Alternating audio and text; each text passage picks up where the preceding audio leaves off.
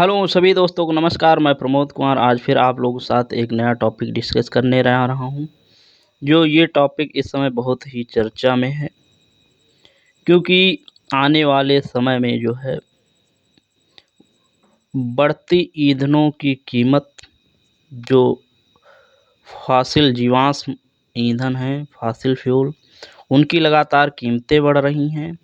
और जो रूस यूक्रेन युद्ध और विभिन्न देशों की राजनीतिक व्यवस्थाएं में उथल-पुथल की वजह से मतलब जो फॉसिल फ्यूल हैं, उनमें जो है बहुत बड़ा जो परिवर्तन देखा जा रहा है। ये इम्पोर्ट एक्सपोर्ट पर भी बहुत ज़्यादा प्रभाव पड़ रहा है।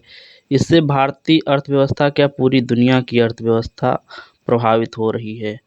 तो इसलिए अब जो है नए-नए ऊर्जा के स्रोतों को खोजा जा रहा है, जिससे कि हमारे जो जलवायु परिवर्तन जो बहुत बड़ा ही मुद्दा है इस समय, उसकी वजह से बहुत ज़्यादा हम लोगों को नुकसान उठाना पड़ रहा है, जो कि सभी क्षेत्रों में हमारे स्वास्थ्य और कृषि, खान-पान हर जगह और हमारे वातावरण पर गहरा प्रभाव पड़ रहा है। इसलिए अब सरकार जो है क्लीन एनर्जी की तरफ अपना रुख कर रही है, जिससे कि अब इस समय जो है जो पेट्रोल डीजल था उसमें भी अप्रैल 2023 से 20% इथेनॉल, अभी तक 10% ही इथेनॉल मिलाया जाता था, अब 20% इथेनॉल मिलाने को सरकार ने मंजूरी दे दिया है। इससे कि जो फॉसिल फ्यूल हैं उनके आयात को कम किया जा सकेगा। तो ये मतलब देश में मुद्रा की काफ़ी मात्रा में बचत होगी। तो इसी दिशा में जो है हमारी सरकार ने, नीति आयोग ने एक नई पहल, एक नई रणनीति रोड मैप जारी किया है, जो कि ग्रीन हाइड्रोजन आधारित ऊर्जा पर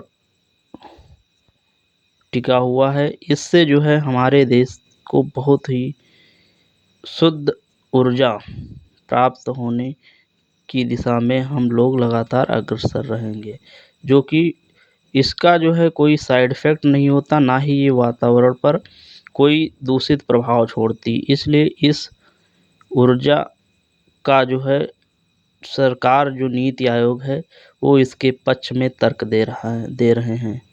तो इसलिए इसके बारे में हम आप लोगों के साथ आज नई चर्चा करते हैं। तो चलिए टॉपिक स्टार्ट करते हैं।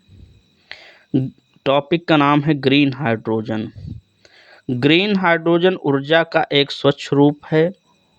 ये नवीकरणीय ऊर्जा स्रोतों का उपयोग करके पानी के इलेक्ट्रोलिसिस की प्रक्रिया में विद्युत द्वारा पानी को हाइड्रोजन और ऑक्सीजन में अपघटित किया जाता है।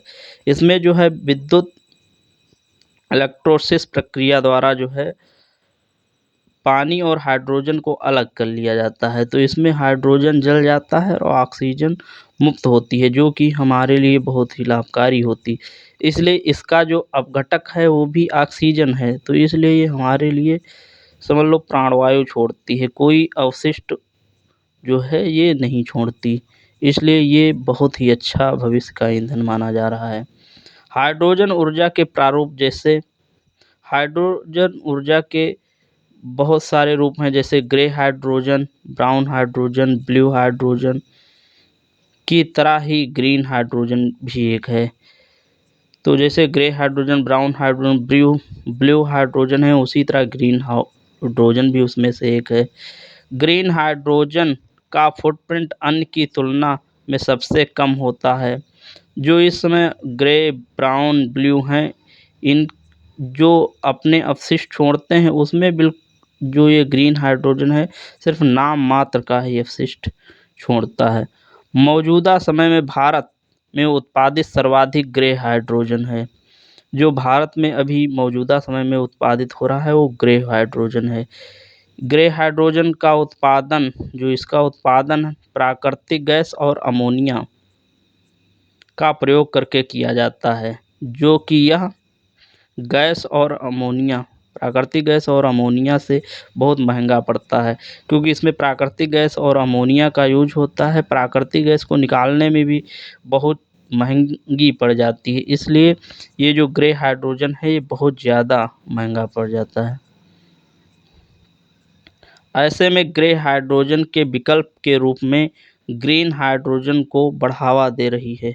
अब जो है सरकार ग्रे हाइड्रोजन की अपेक्षा जो है ग्रीन हाइड्रोजन को बढ़ावा दे रही है। वही ब्राउन हाइड्रोजन का उत्पादन कोयले के प्रयोग से किया जाता है। जो ब्राउन हाइड्रोजन है उसमें कोयले का अधिक प्रयोग होता है, ये भी ज़्यादा अपशिष्ट छोड़ता है, इसलिए इस पर भी एक तरीके का प्रतिबंध लगाया जा रहा है, क्योंकि कोयले से कार्बन की बहुत ज़्यादा मात्रा में उत्सर्जन होता है, सल्फर डाइऑक्साइड भी। तो इस पे भी सरकार प्रतिबंध लगा रही है। जैसा कि विश्व के लगभग 45 देशों ने हाइड्रोजन ऊर्जा को बढ़ावा देने के लिए रोड मैप जारी किया है। अभी जो है हाल ही में 45 देशों ने जो ग्रीन हाइड्रोजन है उसके उत्पादन को बढ़ावा देने के लिए एक रोड मैप जारी किया है।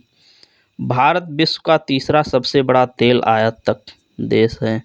जो भारत है वो सबसे ज़्यादा फॉसिल फ्यूल दूसरे देशों से मंगाता है, इसलिए हमारी जो जीडीपी का जो बहुत बड़ा भाग जो है वो तेल को आयात करने में ही खर्च हो जाता है। इसलिए भारत में 2050 तक 4 गुना ग्रीन हाइड्रोजन की मांग बढ़ सकती है। इसलिए जो ग्रीन हाइड्रोजन है वो जो है काफ़ी स्वच्छ और सस्ती ऊर्जा उत्पन्न करा रही है, इसलिए इसकी 2050 तक आज की अपेक्षा 4 गुना अधिक इसकी मांग बढ़ जाएगी। तो इसी को देखते हुए नीति आयोग ने एक ग्रीन हाइड्रोजन के लिए नया रोड मैप जारी किया है। तो जैसा कि सभी दोस्तों को पता है, मैं पिछले वीडियो से एक प्रश्न डिस्कस करता हूं जिसका सही जवाब कमेंट बॉक्स में बताना रहता है। तो आज का प्रश्न है, हरित क्रांति की शुरुआत किस दशक में हुई थी? जो कृषि के क्षेत्र में हरित क्रांति हुई थी वो किस दशक में हुई थी, ये आपको बताना है। तो देखते हैं इसका सबसे पहले कौन जवाब देता है। अगर ये पढ़ाई अच्छी लगती है तो हमारे channel Pramod Kumar only for study vision को लाइक शेयर सब्सक्राइब करें, और पूरा वीडियो देखने के लिए सभी को बहुत बहुत धन्यवाद।